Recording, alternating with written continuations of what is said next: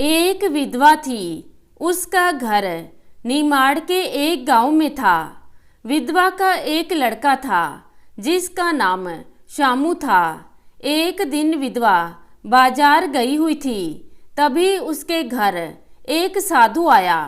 शामू ने साधु की बड़ी आवभक्त की, उनके चरण धोकर उन्हें भोजन करवाया। उसकी आवभक्त से साधु बहुत प्रसन्न हुआ। उसने शामू को कुछ मांगने को कहा। शामू ने साधु से कहा, महाराज मुझे कुछ शिक्षा दीजिए। साधु ने शामू को शिक्षा दी, बिन पैसे बाजार मत जाना तथा बिन साथी बाहर मत जाना। यह शिक्षा शामू को इतनी पसंद आई कि उसने घर में रखे 100 रुपये साधु को लाकर दे दिए। उसकी विधवा माँ जब घर लौटी तो शामू ने उसे सारी बात बताई कि उसने 100 रुपये में शिक्षा खरीदी है। माँ ने जब सारी बात सुनी तो उसे साधु पर बड़ा ही क्रोध आया कि वह बेमतलब की बात बताकर उसके बेटे से 100 रुपये ठग कर ले गया। वह उस साधु को बुरा भला कहने लगी। शामू को माँ का यह व्यवहार पसंद नहीं आया। वह घर छोड़कर कुछ पैसे लेकर चल दिया। घर से बाहर निकलकर उसे साधु की शिक्षा याद आई कि बिना साथी बाहर मत निकलना। उसको सामने एक केकड़ा नजर आया। उसने उसे ही उठाकर अपनी जेब में रख लिया। जब वह चलते चलते थक गया तो एक पेड़ के नीचे बैठ गया। केकड़े को उसने एक तरफ रख दिया। उस पेड़ पर एक कौवा रहता था और पेड़ के नीचे बिल में एक सांप रहता था।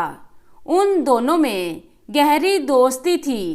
जब कोई भी पेड़ के नीचे आकर रुकता, कौवा बोलने लगता और उसकी आवाज़ सुनकर सांप अपने बिल में से निकलकर बाहर रुके आदमी को डस लेता।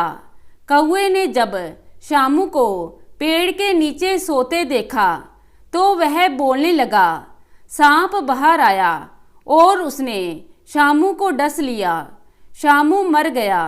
फिर कौवा उसका मांस नोचने के लिए नीचे आकर मरे हुए लड़के के सिर पर बैठ गया। केकड़े ने पीछे से जाकर कौवे को दबोच लिया। कौवा डर के मारे सांप को पुकारने लगा कि बाहर आकर लड़के को जीवित कर दो। उसके दोस्त केकड़े ने मुझे मुसीबत में डाल दिया है। सांप बाहर आया और उसने शामू का जहर खींच लिया। कौवा तो अधमरा था ही। जब सांप बिल में जाने लगा तो केकड़े ने उसे भी काट लिया।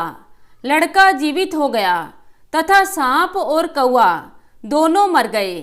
चलने से पहले शामू ने कौवे का एक पंख और सिर तथा सांप का सिर और पूंछ काटकर अपने पास रख ली। फिर उसने आगे जाकर एक खेत पर नौकरी कर ली, जहां पर उसे बड़ी मेहनत करनी पड़ती थी।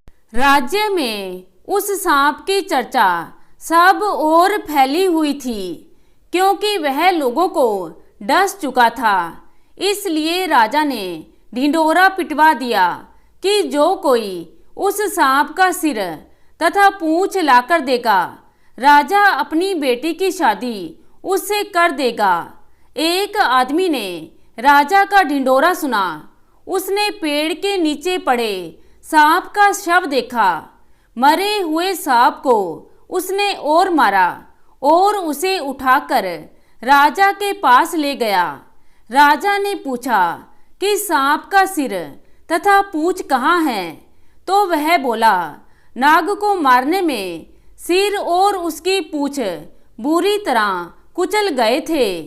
तभी शामू राजा के पास पहुंचा और उसने सांप का सिर तथा पूंछ उसे देकर कहा, महाराज, सांप को मारने वाला असली आदमी तो मैं हूँ।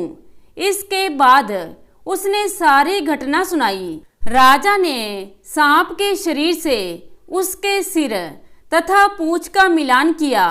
उसे विश्वास हो गया कि वास्तव में सांप को इसी ने मारा है। उसने राजकुमारी की शादी शामू से कर दी। शादी के बाद भी शामू नियमानुसार समय से काम पर पहुंच जाता तथा जी तोड़ मेहनत करता। राजा शामू की मेहनत तथा ईमानदारी से बड़ा प्रसन्न था। उसने उसे रहने के लिए महल दिया तथा अपना सलाहकार बना दिया। शामू ने गांव से अपनी माँ को भी बुलवा लिया। शामू की माँ अब समझ गई कि साधु के द्वारा 100 रुपये में दी गई शिक्षा व्यर्थ नहीं गई।